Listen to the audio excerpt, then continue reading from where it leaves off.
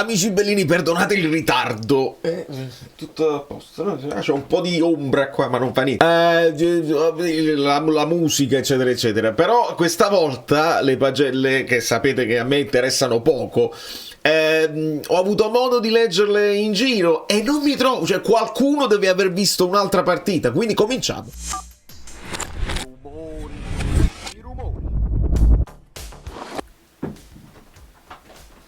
Meglio così. Benvenuto Ciro Oliva, benvenuti a tutti i nuovi iscritti. Qualcuno si è iscritto adesso. Ciao, io sono Valerio Fluido. Mi diverto a parlare del Napoli e mi diverto a parlare di calcio.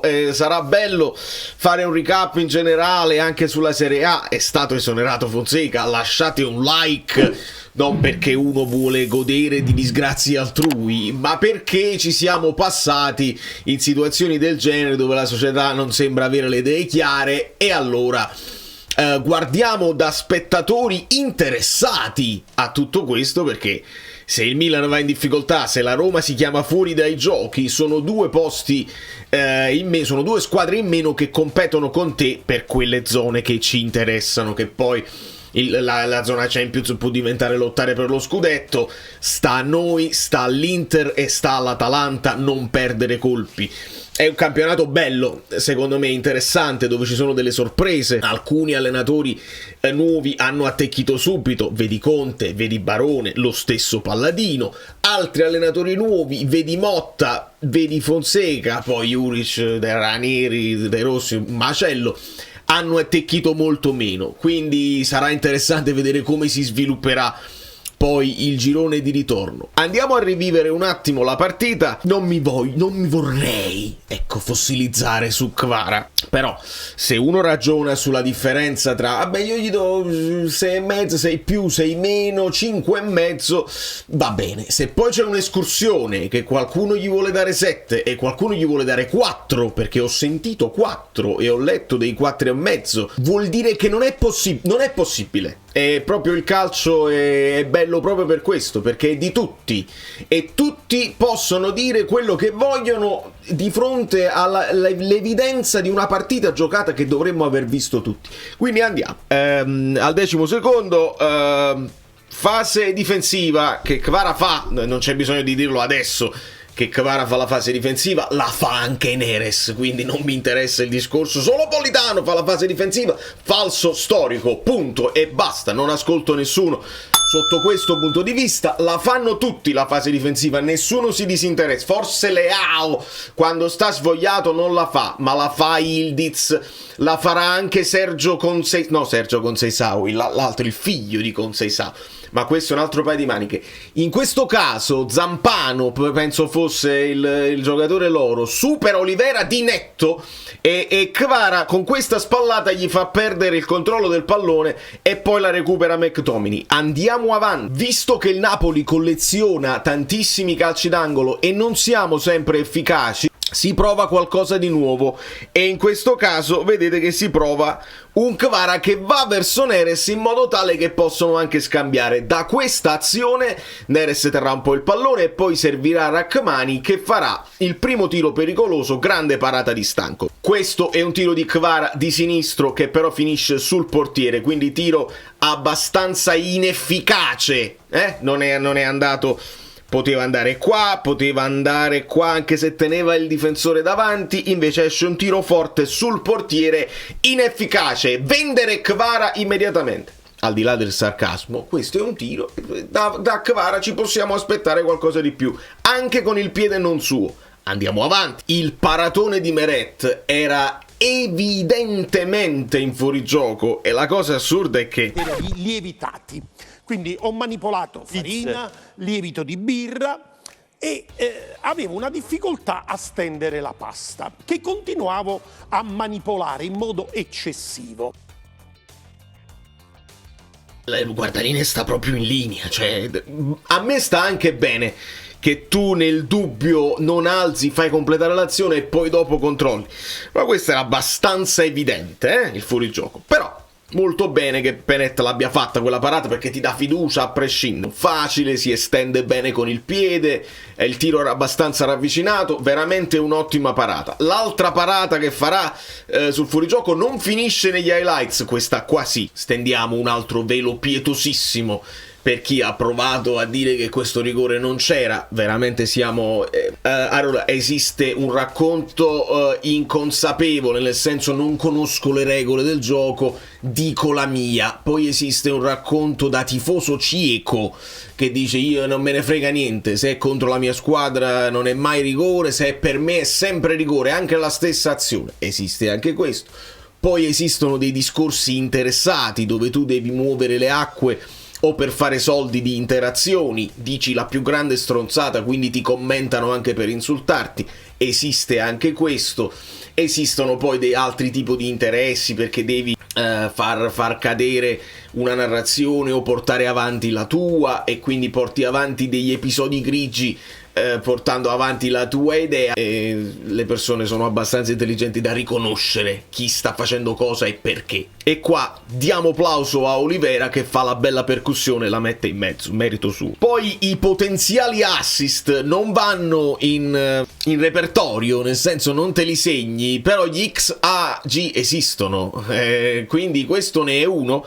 Kvara che se ne va sulla fascia, supera il suo avversario in 1 contro 1, mette questo pallone dietro a McTominay, che riesce sempre a trovare McTominay una zolla dove essere pericoloso al tiro. In questo caso il tiro verrà ribattuto dal difensore, la palla ritornerà poi a Kvara, che di prima da quella zona lì la rimette al centro, e qua Anghissà, purtroppo guardate il corpo, quando c'è il corpo all'indietro, la palla schizza fuori dal campo.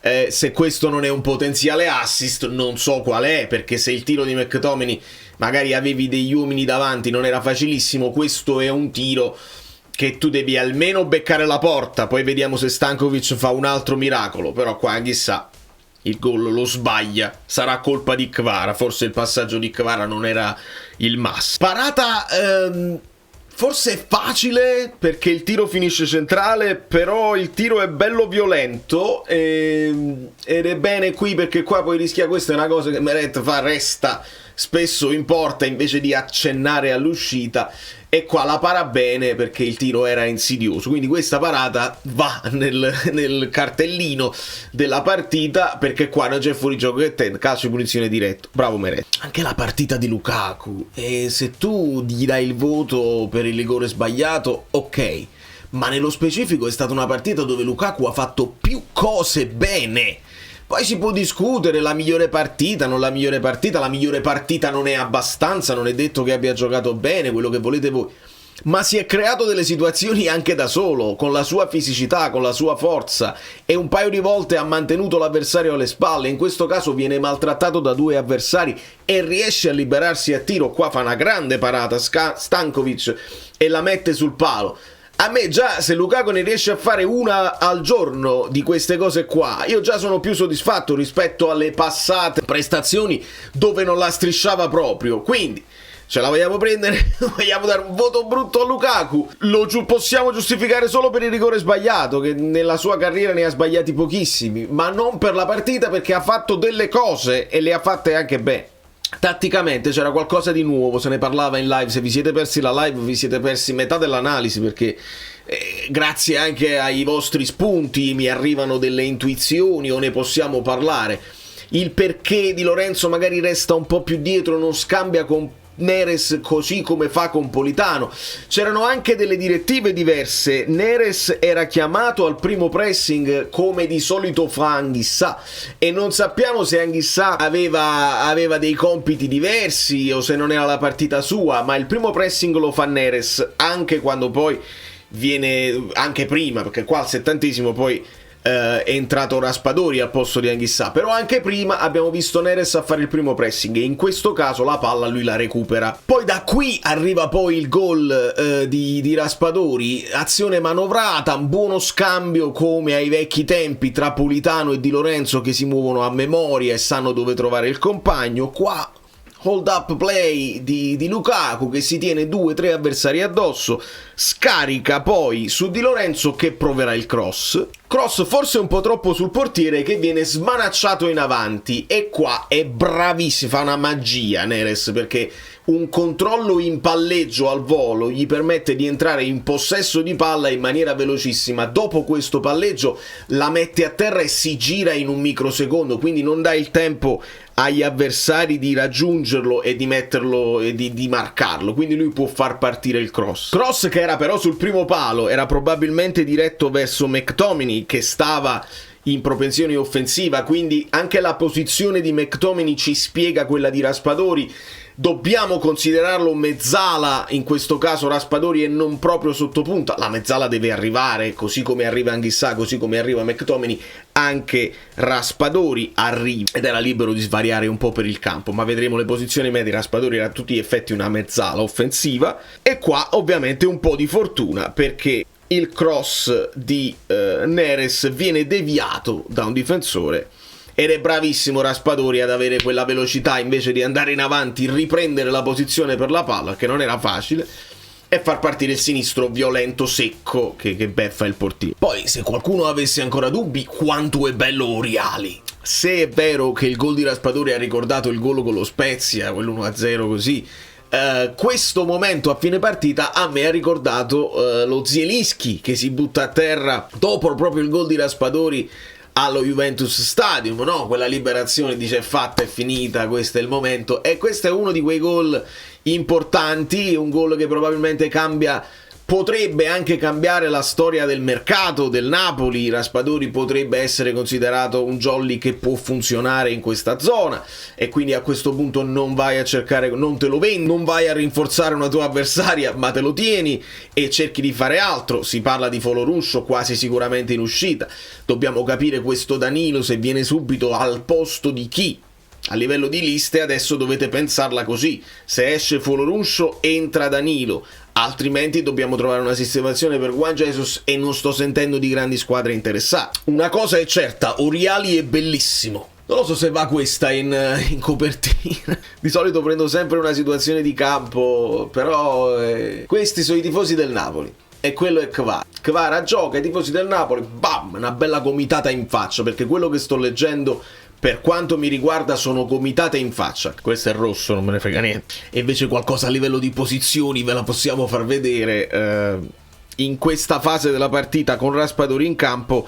Lo vediamo qui e vediamo anche McTominay qua, quindi si crea sempre, che pare che sto disegnando, dai fai attenzione, crea sempre questo triangolo lobo centrale con le due mezze ali.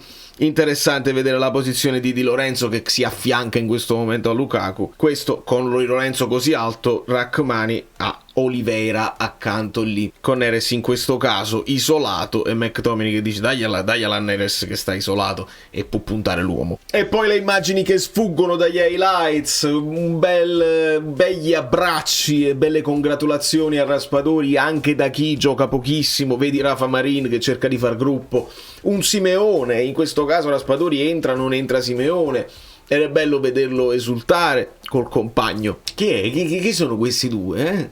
Fosse Juan Jesus, fosse Oriali che fa le congratulazioni a Juan Jesus per la partita molto tranquilla e pulita, e qua Oliveira mi ha fatto un po' spaventare. Vedete che si tocca dietro al gluteo, e voglio sperare insomma che non sia niente di grave. Entra Spinazzola, magari un affaticamento finale, un po' di crampi, spero niente di grave. Oliveira spesso è un po' drammatico, mi fa mettere paura anche quando va in nazionale, che è infortunatissimo, e invece tutto a posto, è abbastanza resistente il ragazzo, speriamo. Capiamoci, il Napoli ha dominato assolutamente, poca roba il Venezia. Hanno aggiornato gli expected goal perché non era possibile, e SofaScore ci porta 1,97, quindi almeno 2 li dovevamo fare considerando il rigore, e 0,21 per il Venezia. La partita del Napoli non credo sia in discussione con 67% di possesso palla. Quello che possiamo andare a vedere sono i voti specifici, e io vi ho detto questi voti non significano tutto, perché questa è la somma di alcune cose fatte bene, di alcuni errori, così. Questo non ti dice qual è stato il tuo apporto alla partita in toto. Però se nelle pagelle di qualcuno Kvara risulta il peggiore in campo e nelle pagelle algoritmiche, cioè solamente di un computer, non è una persona che può avere una simpatia, un'antipatia o un interesse, o perché bisogna ricominciare a fare il giochino per De Laurentiis perché questo vuole 8 milioni, non è buono, non serve a niente, è un giochino che dopo 20 anni dovremmo aver capito e ogni volta ci caschiamo di nuovo. E dai, e mi sembra unire i puntini in maniera semplice. L'algoritmo porta Khvicha Kvaratskhelia a 7.9, è il migliore del Napoli. Non mi sento di dire che Kvara è stato il migliore del Napoli, individuo in Neres o in Raspadori. Raspadori lo porta a 7.7, ovviamente. L'algoritmo lo porta a 7.9. Non direi, però nemmeno può essere il problema del Napoli o il peggiore del Napoli. Arriviamo al ridicolo assoluto, e voglio essere tranciante, non me ne frega, datemi non mi piace, disiscrivetevi dal canale. Dobbiamo accettare, io devo accettare, devo essere il primo che devo accettare che ognuno vede il calcio a modo proprio. Quindi accetto il tifoso X che ha una sua idea e si è fatto una sua idea. Non accetto l'addetto ai lavori Y che dice diamo 5 a Kvara ma è una partita da 4. Disonestà intellettuale, perché basta riguardare nemmeno la partita, gli highlights per vedere le cose che Kvara ha fatto e che non ha fatto. E se vuoi dare 4 a Kvara perché ha forzato un tiro di sinistro, quando noi spesso diciamo ai ragazzi Bulim tira, se non ci proviamo, e se non ci proviamo mai da fuori aria, e se la squadra è bloccata e nessuno ci prova e nessuno tira, il gol non arriva. Se Kvara si prende la responsabilità, io sono contento e il voto si alza. Mi sembra evidente. Non sarà stata la partita perfetta di Kvara, perché prova 6 cross, uno solo va a buon segno, a buon fine. Parliamo di cross, non dei passaggi, perché nei passaggi 30 su 34 non è male. Se perde palla 16 volte non è la sua migliore partita, ma se vince 2 duelli su 2 in area e se vince la metà dei duelli che fa sul terreno, non può essere una partita da 4, assolutamente. Perché su Neres si abbassa la percentuale di passaggi riusciti. Sono 14 i cross che prova e uno solo che va fino in fondo. Vince 5 duelli su 13, non proprio la metà, e perde la palla 29 volte. Allora, il problema è Neres, il problema è Politano, o il problema è Kvara? Il problema è che questo è il calcio. Quindi se volete prendere i numeretti, prendeteli tutti, di tutti. Neres, nonostante questi numeri, prende un voto più alto di Kvara. Ci siamo intesi? Di conseguenza Meret gli do 7, perché è importante anche quando la palla doveva essere non doveva continuare il gioco, fare quella parata è importante anche per i compagni.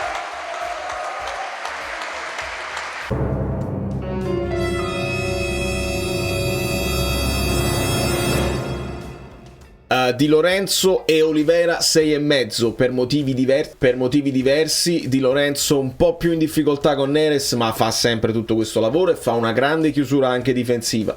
Olivera sempre meglio in attacco, sta continuando a dare molto in attacco, ha arrivato pure qualche cross dalla sua zona, molto bene. 6 Juan Jesus, 6,5 Rachmani, perché Rachmani è anche protagonista in attacco con quel tiro parato da Stankovic. 5,5 Anghissà, non ho capito se non era la sua partita, se deve tirare un po' il fiato, forse quello meno in palla del centrocampo. Lobotka 6,5, McTominay 6, la sua presenza si fa comunque sentire anche quando non è decisivo, e tanti chilometri che poi soprattutto quando metti un Raspadori dentro è importantissimo che lui faccia anche un po' il lavoro di Anghissà. Do 7 a Neres, do 6 a Kvara e do 5,5 a Lukaku. Gli abbasso di mezzo voto secondo me la partita senza quel rigore sbagliato è da 6,5. Arriva anche il palo, insomma fa qualcosa di più di quello a cui ci è abituato. 5,5 Lukaku. Dopodiché al posto di Anghissà vediamo Raspadori che si prende un bel 7. Al posto di Kvara Politano che entra abbastanza vispo. Gli tiro le orecchie solamente per un non passaggio in tempo su Lukaku, perde un pochino un tempo di gioco. Lukaku lì poteva essere mandato in profondità invece che sui piedi, e lì sapete che Lukaku in profondità può dare molto di più rispetto a quando riceve la palla sui piedi e a quel punto deve girarsi e può diventare macchinoso e può essere recuperato. È chiaro? Contemporaneamente, lasciate il like, io non mi devo prendere collera e devo abbassare il volume e il tono, anche perché ho guardato il rigore di Pisilli su Reinders, che a me sembra nettissimo, senza alcun tipo di discussione, e visto che all'interno di una situazione che a me sembra netta e non ho alcun interesse, anzi mi fa piacere, se vogliamo, che il Milan non ha vinto e che quindi perde ulteriori 2 punti, quindi potrei dire no, non era mai rigore, Reinders si butta, lo cerca lui il contatto, se avessi un interesse. Per me è rigore netto, ma proprio come più netto non si può. E leggo di alcuni tifosi che dicono non è mai rigore e alcuni tifosi che dicono che è rigore netto. Se una situazione per me così chiara viene vista diametralmente opposta sia dai tifosi, e ci sta, ma sia da chi ci dovrebbe spiegare il regolamento, vedi Marelli, vedi Cesari, vedi altri che parlano poi del VAR, del non VAR e delle situazioni così, uno dice è rigore, l'altro dice non è mai rigore. Di conseguenza il calcio è veramente uno dei pochissimi sport dove hanno tutti ragione e hanno tutti torto, a seconda di con quale piede scendiamo dal letto la mattina. Veramente, quindi io per primo, alla fine di un video dove ho alzato la voce, devo abbassare i toni e devo accettare che se per qualcuno, anche in buona fede, Kvara ha giocato una brutta partita e merita un voto insufficiente. Devo accettarlo, perché evidentemente tu guardi una cosa e pensi che sia quella, ma il cervello ti può ingannare e tu credi di vedere una cosa, ma in realtà ne stai vedendo una. Da New York, Valerio Fluido è tutto. Dovrei andare anche ospite da una parte, non lo so, saprei. Chi è iscritto al canale Telegram lo saprà. Vi abbraccio e vi bacio, vi chiedo scusa se mi sono un pochino infervorato, però a me Kvara quando se ne andrà mancherà, non so a voi, è un problema che ci poniamo più in là.